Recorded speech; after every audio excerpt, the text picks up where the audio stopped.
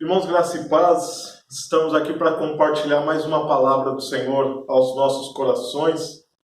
E a palavra de hoje encontra-se em João capítulo 16, versículo 32, palavras do nosso Senhor Jesus Cristo. Evangelho de João capítulo 16, verso 32, diz assim a palavra do Senhor: Eis que vem a hora, e já é chegada, em que sereis dispersos, cada um para a sua casa, e me deixarei só. Contudo, não estou só, porque o Pai está comigo. Hoje o tema da nossa mensagem hoje é vencendo a solidão. A solidão que poucas coisas desestrutura tanto uma pessoa. É tão danosa uma pessoa quanto a solidão. A solidão é um dos maus desse século. Há pessoas que têm amigos, mas se sentem só. Têm uma família, mas se sentem só. Moram em cidades onde há milhões e milhões de habitantes e se sentem só. A solidão é algo destrutivo. As pessoas, é difícil lidar com a solidão. Na Bíblia, nós vemos algumas pessoas que passaram por momentos de solidão. E eu queria hoje compartilhar com vocês a respeito disso, como vencer a solidão. Como vencer esse sentimento de estar só. Como vencer esse sentimento que vem, que às vezes você tem o seu cônjuge, mas você se sente só. Às vezes você tem filhos e se sente só. Às vezes você tem irmãos e se sente só. Às vezes você está num lugar onde há muitas pessoas em volta, mas você se sente só. Como vencer esse sentimento de solidão? Ou como transformar a solidão em algo que seja benéfico, algo que seja abençoador, algo que seja bom para nós. Na Bíblia a gente vê Moisés, que no momento da solidão de Moisés, no momento que ele está só, Deus vem, fala com ele e dá sentido à vida dele. E ao mesmo tempo a gente vê Elias, que a solidão, ele não suporta a solidão, ele se sente só, e chega a ponto em depressão e dizer assim: Deus, eu não sou melhor do que meus pais, tira a minha vida. Como que ele está em solidão e tem um chamado, um senso de responsabilidade e utilidade, e o outro se sente só, quer morrer? Então a questão não é a solidão, mas é o que nós fazemos com a solidão. E a solidão, conforme dizia Machado de Assis, a solidão pode ser uma oficina de ideias. A solidão pode ser algo que a gente pode produzir algo bom em nós. E nesse texto que nós lemos aqui, Jesus ele vai nos dar alguns indicativos de como vencer a solidão, como superar a solidão. E o primeiro indicativo que Jesus nos dá é que quando Jesus ele fala: vocês me deixarão sós, os discípulos deixarão só, ele fala: mas eu não estou só porque o Pai está comigo. É quando ele dizesse: o Pai vai me dar suporte a enfrentar a cruz.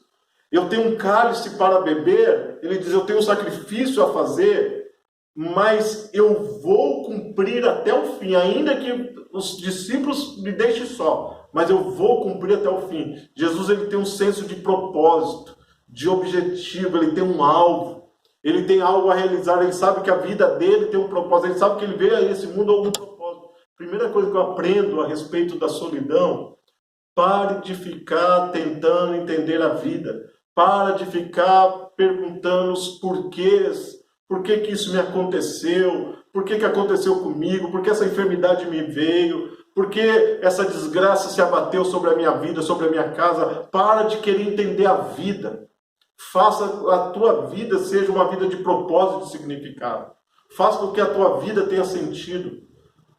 Olhe para a tua vida e veja, ainda que eu esteja ruim, mas há pessoas que estão pior do que eu. Como que eu posso fazer para ser útil à vida dessas pessoas? Eles vão lembrar a história de um diácono idoso que falou para o seu pastor: pastor, tira o meu nome do rol de membros, eu não quero mais vir para a igreja, porque eu já estou idoso, eu me sinto inútil na igreja. E o pastor sabiamente falou assim para ele: tudo bem, você quer que eu tire o seu nome do rol de membros? Tudo bem, eu vou tirar, mas faz um último favor. Vai até o morro, visita aquela senhora viúva, entrega uma cesta básica para ela. E aí no domingo você vem, eu vou tirar o seu nome do rol de membros. E ele foi até lá. E ele indo até lá, chegou na casa daquela senhora viúva, entregou a cesta básica para ela pediu que fizesse uma oração, ele fez uma oração por ela. Eles começaram a lembrar dos louvores antigos que eles cantavam na igreja, e ele começou a louvar ali com ela. E ele saiu daquele lugar tão animado que ele se sentiu útil. Ele se sentiu que foi bênção na vida daquela senhora. E aí chegou no domingo de manhã e falou assim: pastor, deixa para lá aquilo que eu te falei. Não tira o meu nome do hall de membros, não, que eu sei que eu posso ser útil na vida de alguém. Então é isso. Tem um ditado que diz assim, que eu reclamava que não tinha sapatos, até que eu vi alguém que não tinha pés. Então para de reclamar da vida e seja útil, seja bênção na vida de outras pessoas. Jesus, ele tinha esse senso de propósito, e ele não deixou que a solidão o abatesse, mas ele foi até o fim cumprir o seu propósito, que era dar a sua vida pela humanidade, morrer na cruz para que o sangue dele nos perdoasse de todo pecado. Segunda coisa que eu aprendo, que no tempo da solidão, lembre-se das promessas de Deus. Lembre-se do que Deus tem falado ao seu povo, aqueles que o temem, aqueles que o amam, aqueles que o seguem. Hebreus 13:5 diz, palavras do Senhor: nunca te deixarei, jamais te desampararei. Mateus 28:20, Jesus disse aos seus discípulos: eis que estarei convosco todos os dias até a consumação dos séculos. O salmista, no Salmo 27, versículo 10, o salmista Davi, ele diz assim: olha, ainda que a minha mãe e ainda que o meu pai me desampare, o Senhor jamais me desamparará. Creia nas promessas de Deus na tua vida, meu irmão, minha irmã. Se você ainda não entregou a sua vida a Jesus, entregue. Há uma promessa de Cristo, ele diz assim: vinde a mim todos que estão cansados e sobrecarregados, e eu vos aliviarei. Vá até Jesus, busque a Jesus, entregue a sua vida a Jesus, e Ele vai cuidar de você, Ele vai amparar você, Ele vai ser a sua melhor companhia, porque Ele quer que você não apenas seja servo dEle, mas Ele quer que você seja amigo. Lá em João capítulo 15, versículo 16, ele diz assim: já não vos chamo de servos, mas eu vos chamo de amigo. Ele quer ser o teu melhor amigo. Terceiro e último, como superar a solidão, como vencer a depressão. Há um texto lá em Salmo 68, versículo 6, diz assim, que Deus faz com que o solitário habite em família. Eu creio nessa promessa de Deus. Eu creio que a igreja é essa família espiritual. E pode ser a pessoa mais solitária que existe, quando ela entrega a sua vida a Jesus e ela faz parte da igreja de Jesus Cristo. Ela não está mais só, porque ela faz parte de um corpo, ela faz parte de uma família espiritual, ela faz parte da igreja de Jesus Cristo.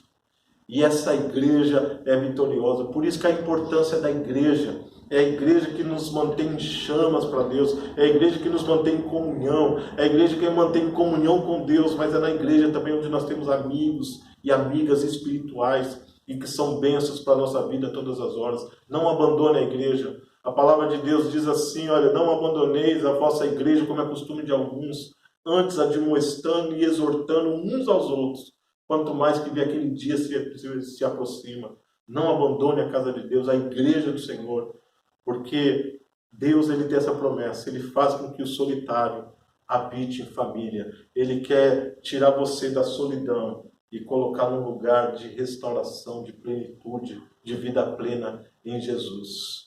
Queria terminar com duas histórias.